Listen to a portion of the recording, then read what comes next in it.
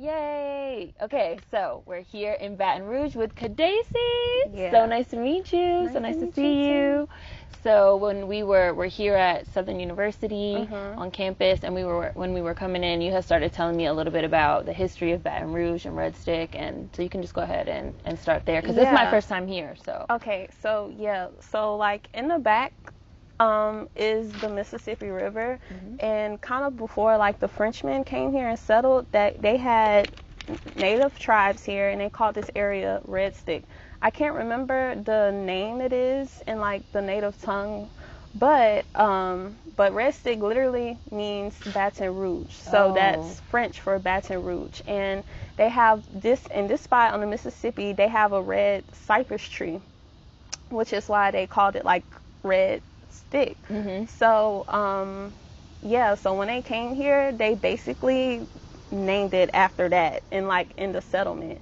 And this area in Southern University is really historical because at first it was started in NOLA, but they got booted out for some reason, and then they came here and settled here, and which is actually like the first settlement spot of this city. So that's really? so it's pretty cool. I didn't know like that. Really historic. Yeah, that's cool. And you were saying how you basically grew up on this campus. Yeah, so I grew up on this campus. So my dad went to Southern University. He went there to become an engineer. So like as a child, I kind of was just always with him and just walking around on campus with him. And my grandmother doesn't stay too far from here. So like just growing up with my dad, he's very big and passionate on HBCUs and like HBCU culture. So I was always here from home for homecoming, like going to the homecoming parades, like going to Bayou Classic, going to Battle of the Band. So I was just kind of like surrounded by the culture growing up, and I'm really grateful for that because I feel like it gave me some black roots to like hold on to. And I also went to their laboratory school too, so like Southern is kind of my home. Like I quite literally grew up here. That's so nice. Yeah. And you also said that you feel like they have the best band. Oh, we gotta put that out there. Okay, Human Jukebox is the best band, like from any HBCUs. I love my HBCUs. Shout out to all HBCUs, but Southern has everybody defeated. Like you're like period. Period. I don't care what anybody says. And you say this also as somebody that also attended Howard as well. But it was interesting to me too that you said there was a little bit of a culture shock. Not just because of the rats. She said it was because there were so many rats in D.C. Yeah. And, you know, I can't deny there's a lot of rats in D.C. But was there anything else about the culture or even about the city that did you feel like it was really, really different from here? Yes. Okay. I feel like D.C. is really, really different. And I'm grateful for that experience because it allowed me to see kind of like blackness in a different light, if that makes sense. So one, the food, like D.C. is very Howard in general is very multicultural. We have students from all over the globe, so just seeing like so many different types of black people is truly amazing. And just like DC culture is so rich. I feel like DC has a very rich like black academic culture. In the South, our culture is like very much like home based, kind of like Southern hospitality. Even like if you go to HBCUs, I feel like HBCUs definitely still kind of have like a home culture where they're protecting their students and kind of like nurturing and guiding their students through life, which is why I feel like all blacks people, especially if you want to go to professionals, go to HBCUs because they will like nurture you and help you go through the next step. They're not just gonna like PWI, like throw you into the wilderness and make you fend for yourself. Now you're in corporate America and you have to deal with all these white people and you never kind of gotten so when you're like being taught and educated by people who did it and people who've been in white corporate America, they could be like, this is what to expect. Like, you know, don't let them make you feel ashamed of your blackness. This is how you play the system. This is how you get around the system. So when you're living in, I completely got off of DC culture. No. But you're fine. We're going anywhere with this convo. Yeah, but like when you're kind of in a culture of people who want you to succeed because your HBCU professors want you to succeed. Even Southern University, they have so many students who barely graduate high school, and they're like, okay, we're not going to turn you away.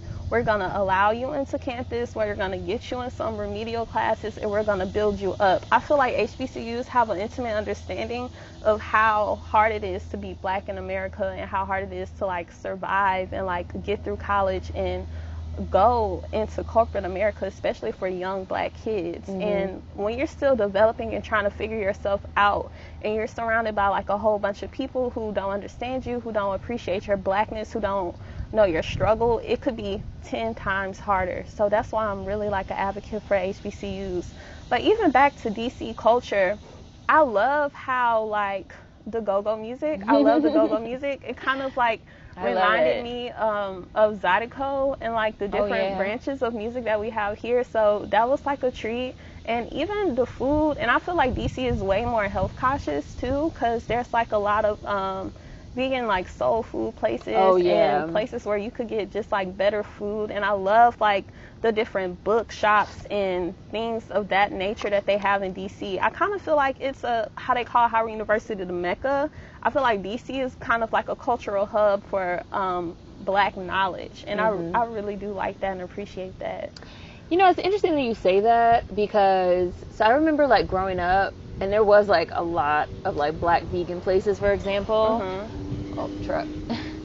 And I think that it's interesting because, so for me, there was a lot of like Black Muslims. There's a lot of Black Muslims in DC. And there's a lot I love the Black Muslims. And there's a lot of Black vegan places, and especially like in the Howard area that's like owned by Black Muslims.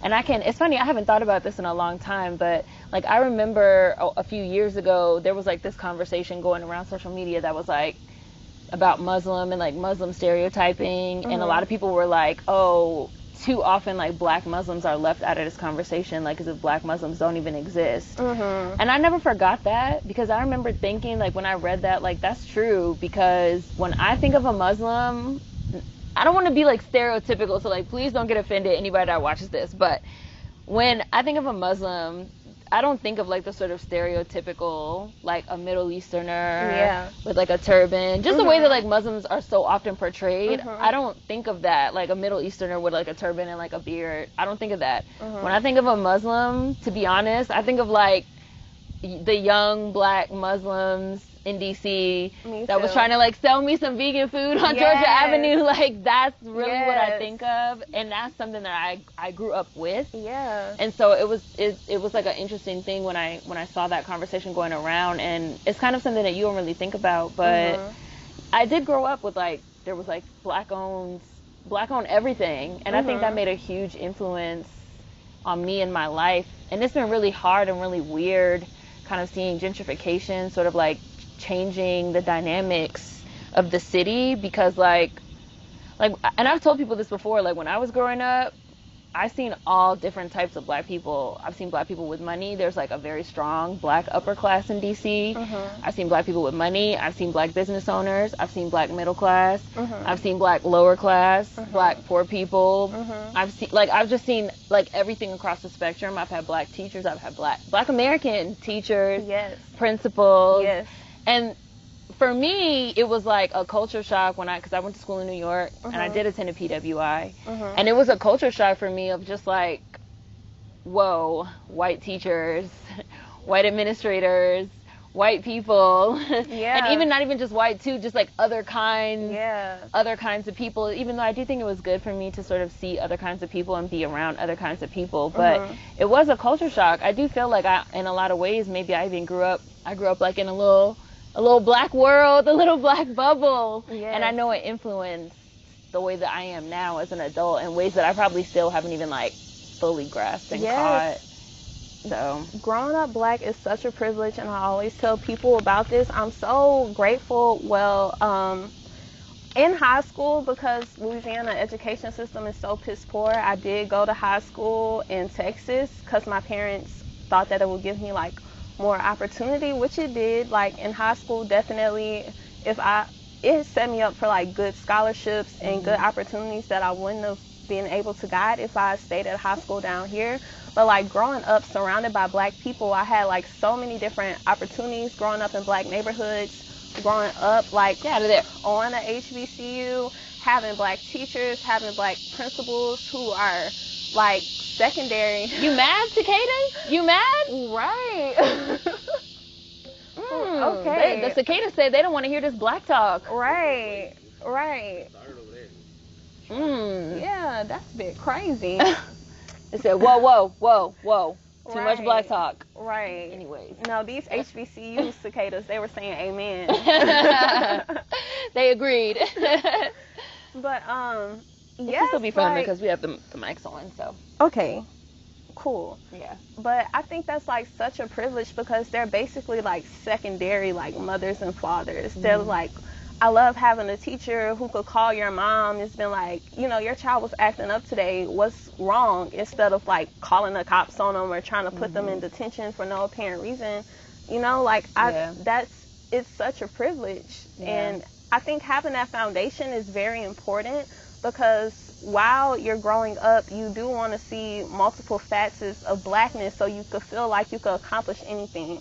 Growing up, I never felt like I couldn't be anything that I wanted to be because I had examples. Like, I saw black professionals. Like, I saw black engineers. I saw black doctors. I saw black veterinarians. My father's a black engineer.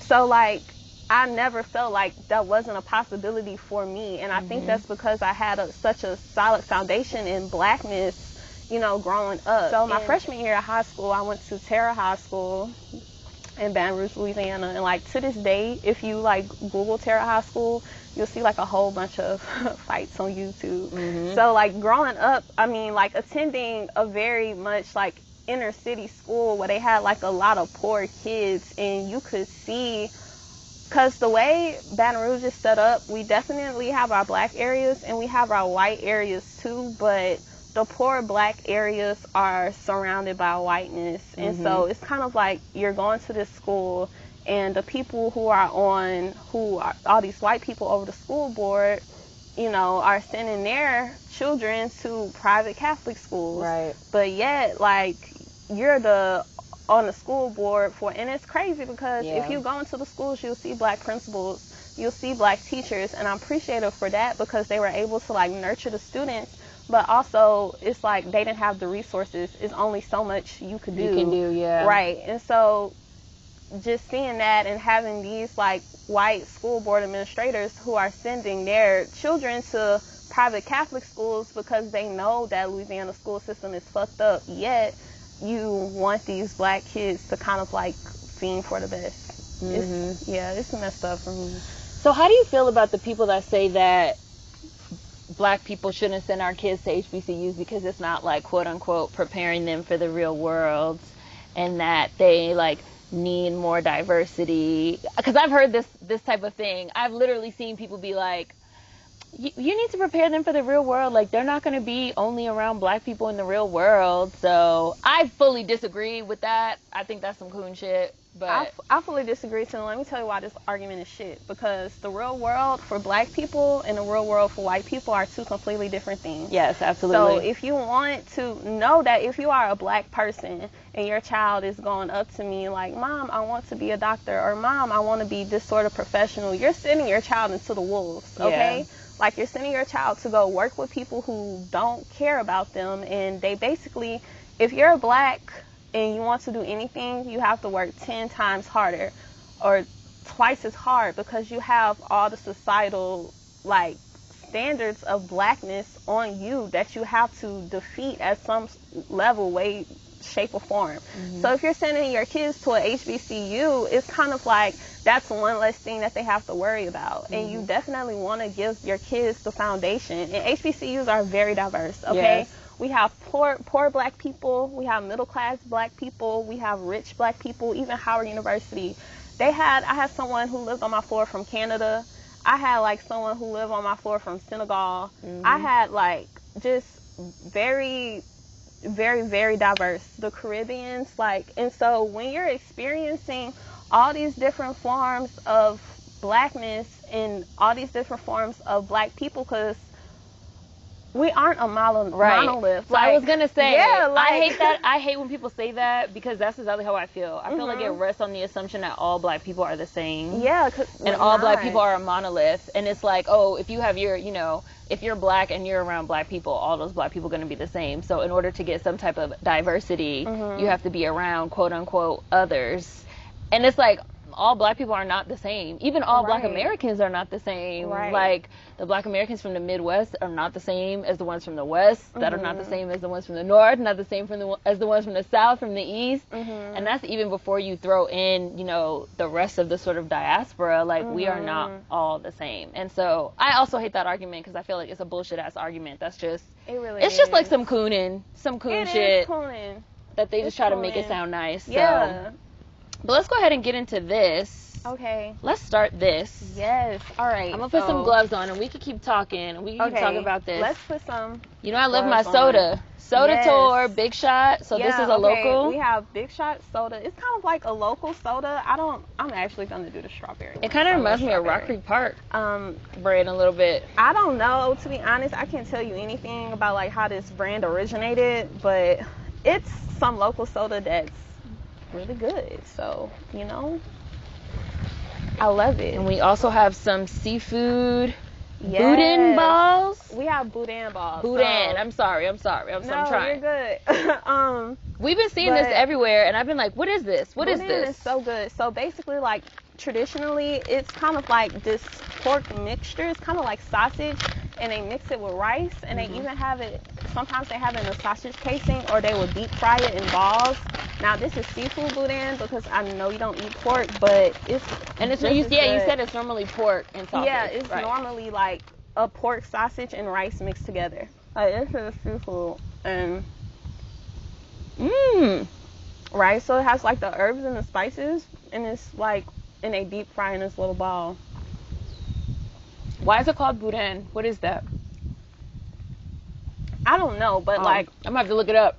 Yeah, we have, so in Louisiana, just because we have like so much French culture,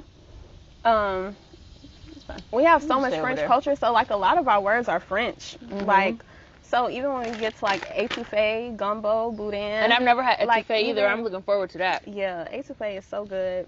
Even like gumbo is, I think it's like French for okra or something like that, but we have, a lot of the names of our food are like different. Like, see, even when it comes to like the multiculturalism, like Louisiana is definitely a melting pot. You have to, New Orleans was a city before the United States existed. So we've always been a melting pot of cultures, and we always had natives here, even before the white people came here, and the natives had like a deep, rich culture which survives today.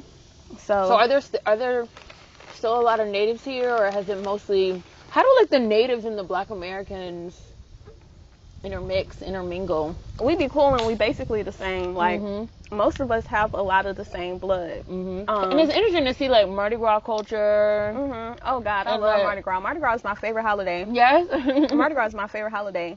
Like, Mardi Gras and Christmas. I love Mardi Gras. Mardi Gras and then Christmas. Mine is Halloween. Everybody knows this. I'm already getting ready for Halloween. Like, even Mardi Gras Fat Tuesday is because like a lot of so we kind of have like a lot of Caribbean culture too, and even like in the Caribbean they celebrate Carnival. We celebrate Mardi Gras.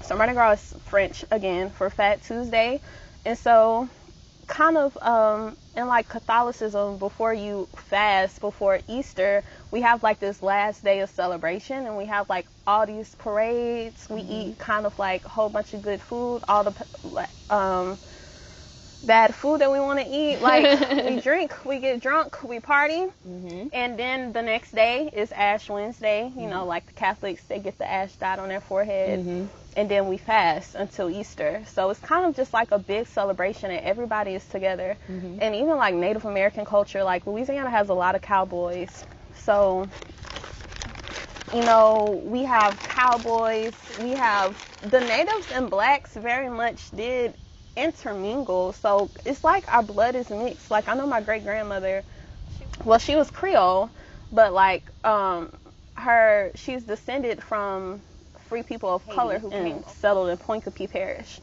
And so, like, so much of our culture is intermingled, and we very much celebrate the same. Even if you go to Mardi Gras, you will see, like, a lot of people with, like, native gear, like native feathered headdresses, like very much like a native costume and wearing their native wear. So have you heard people saying that, that it's not Black American culture, like for that reason? I feel like this is like a relatively new thing that people have started saying, like, oh, it's not Black American culture, it's Native culture, or it's Caribbean culture, or saying like New Orleans is a Caribbean city, and that or even that Baton Rouge, the same thing, and like, y'all are not Black Americans, like, y'all should consider yourselves to be like Caribbeans with real culture. Have you seen any of that? First of all, our culture is very much real. Like, this is like something I've seen people saying like fairly recently, though, I feel. So I have, like, the closest thing I've seen to that is like people, because I like to wear my hair, I like to wrap my hair up a lot, and I always don't want to wear my hair out a lot, and people will be like, that's Caribbean, like, why are you doing this? Why are you wrapping your hair? But, like, little did you know, the white woman told slaves to wrap their hair because they were jealous of how our hair grew and how our hair looked.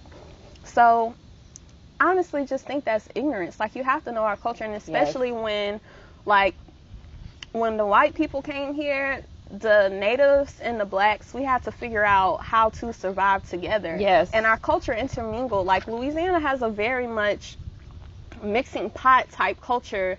Even I feel like Black American culture in general across the board is, I feel like we very much have a real melting pot culture. It's very much melting pot, is very real melting pot. And you know, like, even the ones, so honestly, I hope this isn't offensive, like, or anything, but like a lot of the natives, anybody get offended, sorry, we say what we say on this show. I'm sorry, but like, honestly, a lot of the natives who are here, they became black. Like, we just intermingled so much, you hardly see anybody who's just like, you know, purely native. We're kind of like metamorphed into blackness. And so it's just like a part of our culture, and a lot of time it's how we survive, you know, like, because when you're being oppressed by white people, you survive through your tradition, you know what I'm saying, you survive through your celebrations. So, like, a lot of times we mix the traditions, we mix the celebration. Is kind of how we kept the faith and like held on. And even when you get to, you know, like, healing, and like, even like right now is a very ancestral spot, you get what I'm saying? Yes. Because we're on a HBCU on a place that was settled by natives, like, so the culture is mixed. It's very much one and the same. You know what I'm saying? And I like the Mississippi River. It's funny because I never been to Baton Rouge. I never been on this side of the Mississippi River.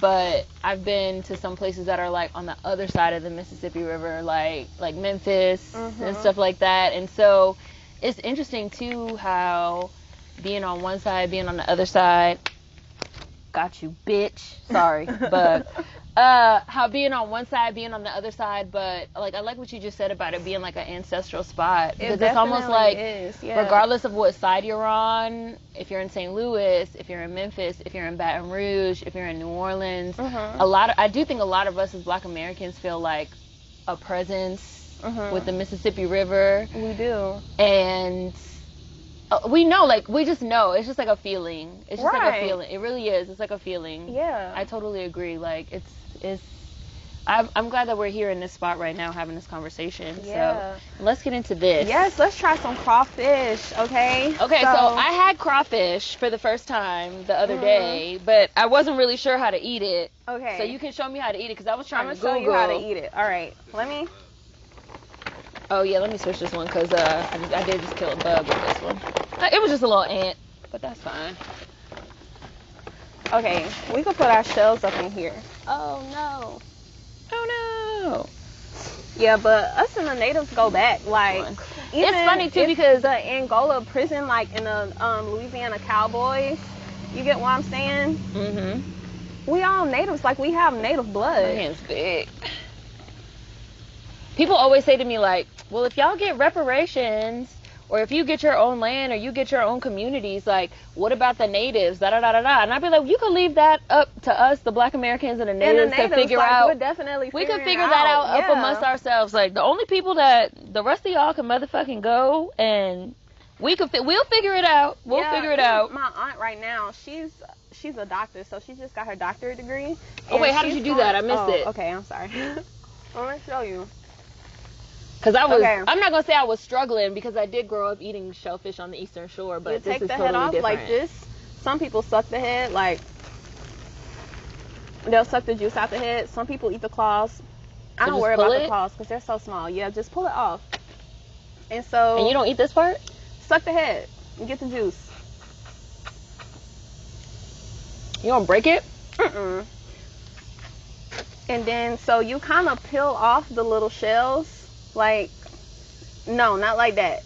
So you see, like, how at the end, how they have these little kind of like divots? These things here? Yeah, just pull it off and do it like that. Why you make it look so easy? Because I've been doing this since I was 3. I'm used to eating crab. This is like a little teeny tiny little. We went to this place and I ordered a boil and it came with crawfish. And I was like, how am I supposed to eat this? Yeah, so you go. And she brought me out some scissors and a little cracker to open my crab legs. Oh, I got offended. We don't. Oh, I thought you was about to say for the crawfish. I was like, we don't eat. Well, my boil, it had crawfish, it had a snow crab cluster, and it also had some shrimp in it. So I think she brought me the cracker. Show you how to get it. I don't want you to waste the meat. Okay, so. Oh, I'm not wasting it. I'm just taking my time. Yeah. Because I don't want to waste it. Yeah, put your thumb up under here and kind of just like. Peel it like, off. How are you getting it off in one piece? Mine's breaking off in like little small pieces like this. Am I doing it too rough? Am I too rough? Honestly, practice. Because I attack a crab in Louisiana, and bite it. If you can't peel your own crawfish by the time you're 3, you kind of have to fend for yourself. So, oh my God, I love crawfish so much. I can't believe you don't eat this part. You just started. I love bugs. There's nothing let me in try the head. again. So that's why we like suck the head and get the juice out. But nobody that lives on the Eastern Shore in Maryland better not judge me, because y'all know we don't eat these. Okay, I think I got this one a little better. You're doing good. It's harder with gloves too. So you're wearing gloves. Oh no! Sorry. Didn't mean to scream. It rolled away from me. Yeah, it is a little bit harder with gloves, isn't it? Yeah, it is. See, I'm even struggling. Like, it's definitely harder with gloves. That's fine now. Oh yeah, I got this one. Yeah. Oh, now I know. Yeah, we love like cookout, Easter. You boil some crawfish. You pour it on the table. You know, we usually eat it with like corn and potatoes to give it to be more filling. But it's more of like a social thing. You know, you have some drinks, you put some crawfish, you talk, you eat. So like I said, we do something kind of similar where I'm from. Obviously, I'm from D.C. Mom lives in Baltimore. Mom loves the water. She has a boat. So sometimes people go out crabbing, get a whole bunch of crabs, go back to my aunt's house. She had a garage with picnic tables. Put the newspaper on the picnic table. Yep. Boil them up. Boil the crabs. Yep. Now we eat ours with Old Bay seasoning. Which I think that's like a Maryland specific thing. Yeah. So, or Eastern Shore or whatever. We use Tony's. Tony's. Yeah, we do ours with Old Bay, lemon, but some, potatoes. Yep. Corn. Yep. And then you sit at the table and they like dump it all out at the table. See, now this one has big claws. Normally, yeah, you don't wear gloves, and I grew up doing that. I didn't have no hammer or no cracker or nothing like that. Right. And my mother's so mean. Too hard. I can't eat that. Like, have you even tried to? Oh, let me get a knife so I can, because with a crab, the crab has that little opening. You stick your thumb in and you flip it. Oh, let me get a knife. Let me get a hammer. Let me get a cracker. My mother be like, well, you better bite that. Like, you better crack it open with your teeth. No, for real. So it's sort of interesting how that's like a cultural. Oh yes, I got this one. It's a cultural thing, like a similarity. Nobody is gonna sit here and peel crawfish for you your whole life. So by the time 3 is the cutoff age. 3? 3. This would seem like a waste. It's just because I'm used to eating crabs. I just I'm used to eating crabs that have a lot of meat. Yeah, you gotta figure out how to like the brain? Yeah, that's the brain. Okay. Mustard. That's the brain. But yeah, this is how we eat. This is what we do. Have you seen Beasts of the Southern Wild? I love Beasts of the Southern Wild. We watched it for Beast Bake the other day. I haven't seen it in a while. I need to go back and watch it. It's on one of these streaming, because we watched it. I've seen it also, but we watched it for Beast Bake the other day. And they had a scene in Beasts of the Southern Wild that I love so much where, I don't think it was crawfish, I think it was crab. But you know, it's that in Louisiana. And they're like eating the crabs or whatever. And one of the neighbors gives Hush Puppy like a little hammer or whatever. And her dad gets so mad. And he's like, what if you get lost somewhere and you don't have no tools? Yeah. And you gotta catch some food and eat it. What you gonna do? Yep. He was like, you better beast it. Beast it. Beast it. I remember being like, oh, he sound like my mother. Get so mad. Louisiana culture is so self-sufficient, like, even to this day. Yeah. You know, like, what do you think that's... Oh, sorry, go ahead. No, I have, like, cousins who go out in the woods and, like, hunt their own food. I even remember, like, as a child going over to my great-grandmother's house, we will pick pecans, and we will, like, bag up the pecans, and we will sell the pecans to get some ice cream money to go and buy ice cream from the ice cream truck. And then, like, my uncles and my cousins will be getting back from hunting, and you will see a deer hanging up on the side of the fence being skinned. Oh, my goodness. So you eat deer meat? What is that, venison? What it taste like? It tastes amazing. Like, I love deer meat. Deer roast is the best roast. I thought you were going to say it tastes like chicken. You know, niggas say everything tastes like chicken. I don't know how, like, deer meat just tastes very clean. Like, it's really, like, lean, too. I love deer meat. Never had deer. I gotta have gator before we leave here, though. You gotta get some gator. Grilled gator. I never had gator either. Gator is so good. They try to tell me gator tastes like chicken, too. Gator low-key does taste like chicken. It does? It tastes like chicken and fish, like, mixed together. But that's the kind of, like, consistency it has. Why do you feel like where do you feel like the culture of self-sufficiency came from? Honestly, well, one, I was kind of arguing on Twitter about this the other day. But, like,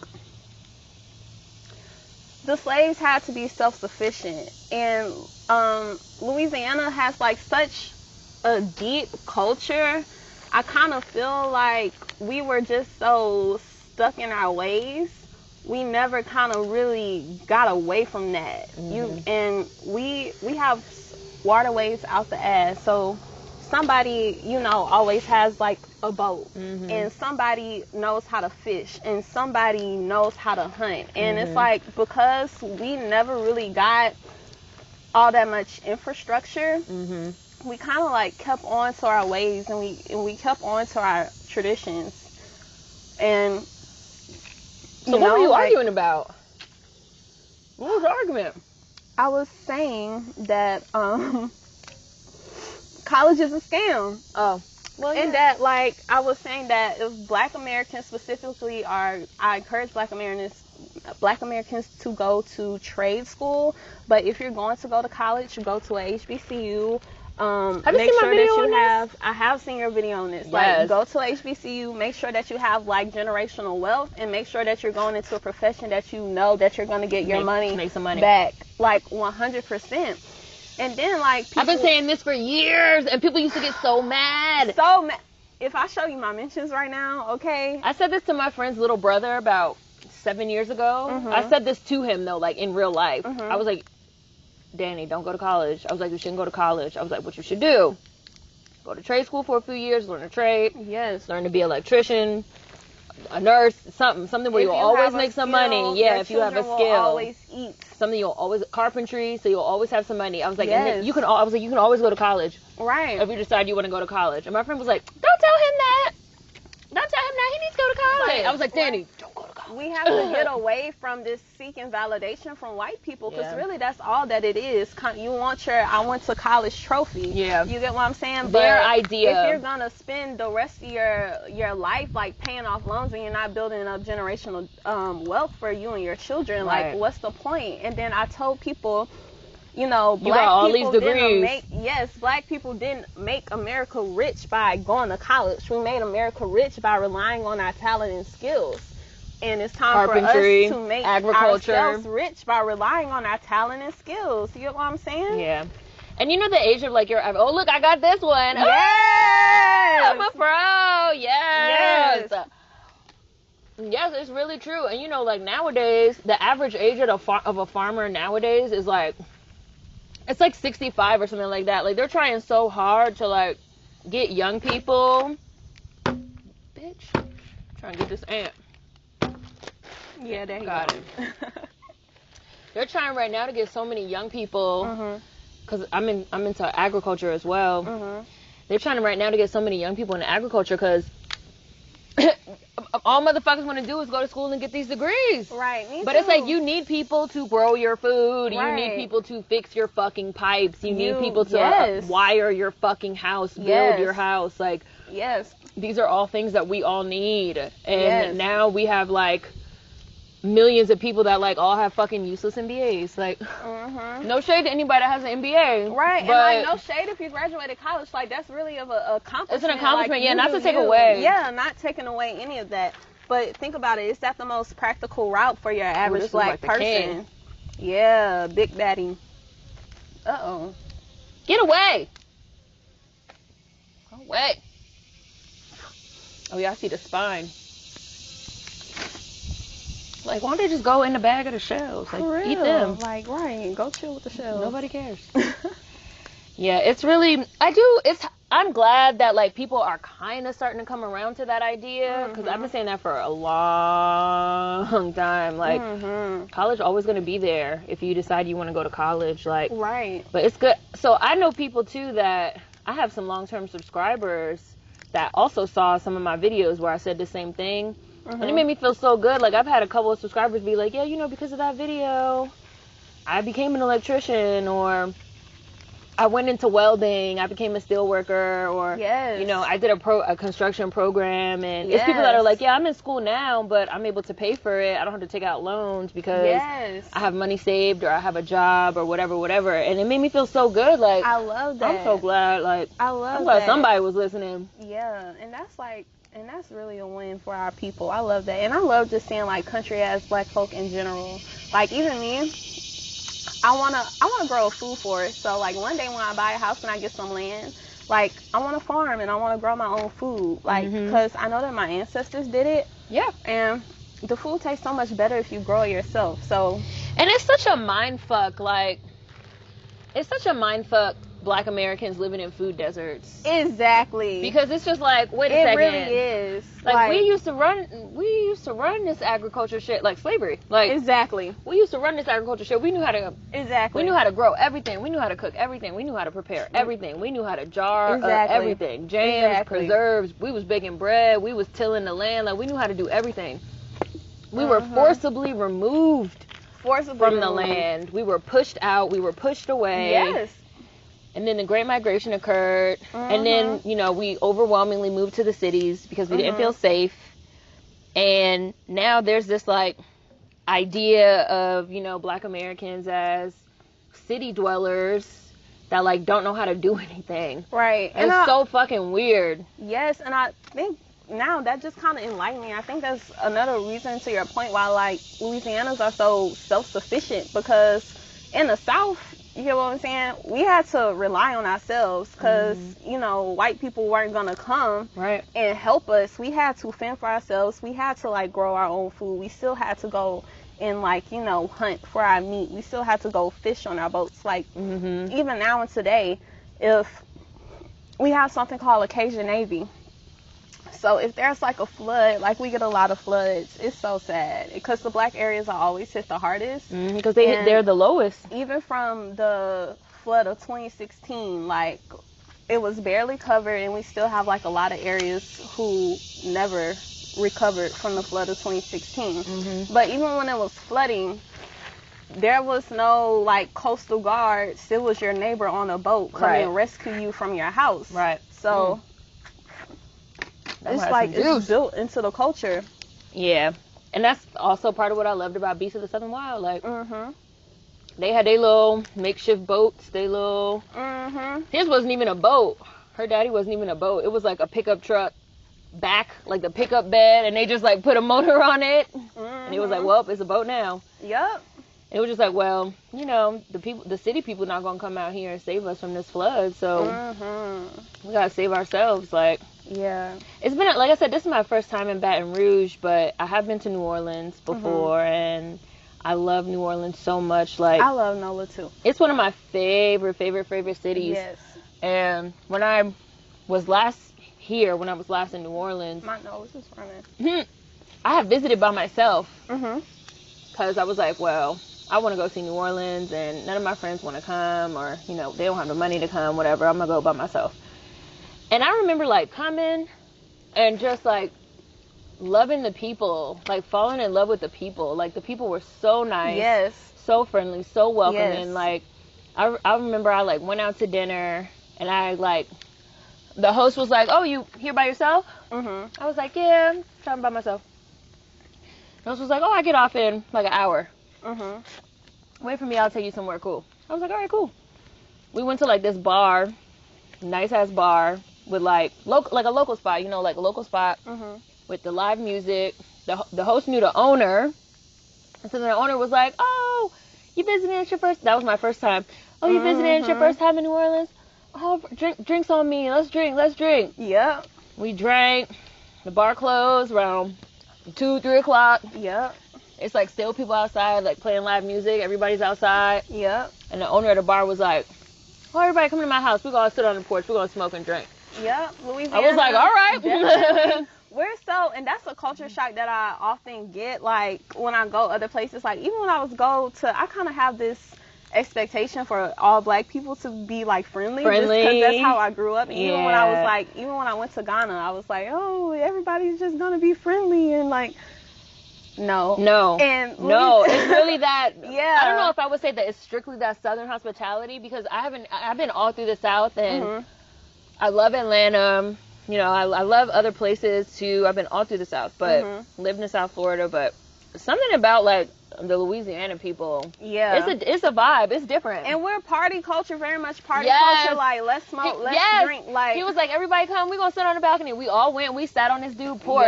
Yep. And we smoked and drank till about 7 in the morning.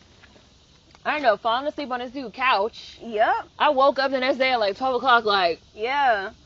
And it's kind of damn, like, I gotta go. Like, he got you, like, you know, you go be, it's like, you know, like, I remember one day, I was so blown, but I was in high school, and I was living in the hood, and, like, the people in my neighborhood just randomly decided to have a parade, like a literal parade. And so the people in my neighborhood were, like, marching around, like, playing music, just, like, throwing stuff in the street. I'm like, y'all, I have to wake up at 5:30 in the morning for school, and these people outside having a parade. But that's, like, our culture is very much party culture. Party and when I culture. tell other people, like, we don't go to school for Mardi Gras. Like, sometimes some school districts will not, like, the week, you know, will be off for the whole week, and they're like, what, you don't go to school for Mardi Gras? Like, what? Like, it's not a real holiday. It's very much a real holiday. No, I mean, like, they might have said that to you. Like, what? You don't go to school? Like, that's not a real holiday. Right, like, no. And you were like, oh, it is here.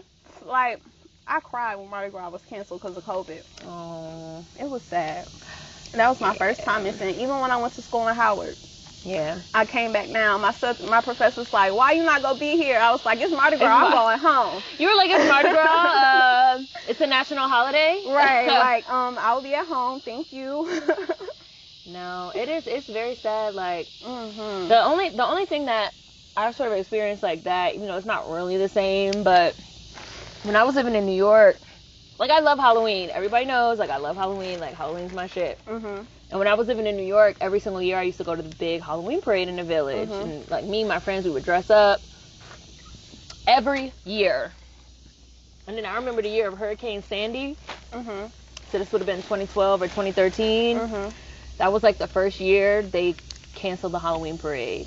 It was like the first year in like, it was like the first time in like 80 years or something like that. Like since the inception of the Halloween parade, they canceled the Halloween parade. And they were like, oh, they said they canceled Halloween.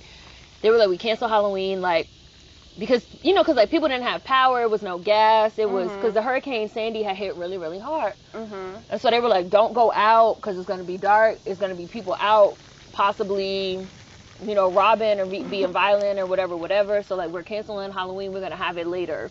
And we're not going to have the parade. And I just remember, like, being so sad. Like, my little feelings was really hurt. Like, this is something that I've been doing for, like, years and years and years and years. And, like, and now we're not going to have it. Like, that hurts. It like, does hurt. It hurts.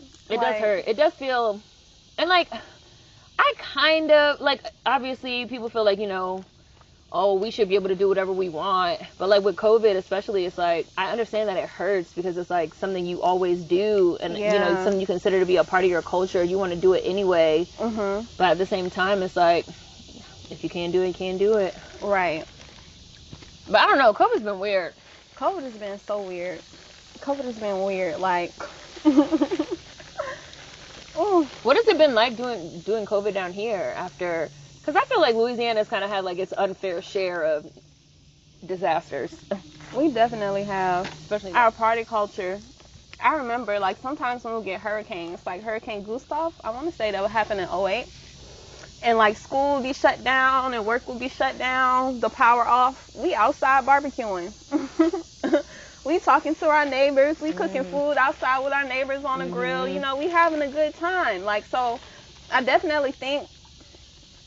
I feel like Louisiana has the capacity to, like, keep the morale up in times of crisis. So that's one thing that I really appreciated. Even, like, looking back last year during lockdown, you know, I was at home with my family. We were at home. We were spending time every day, like, cooking food, drinking, smoking. We put an alligator on the grill, like... A whole alligator? A whole... You caught it? We grilled a whole alligator. No, we didn't catch it. We didn't catch it. We bought it from the store. You bought it? But yeah, like, and that's pretty much, like, you know, all we did. And it's kind of, like,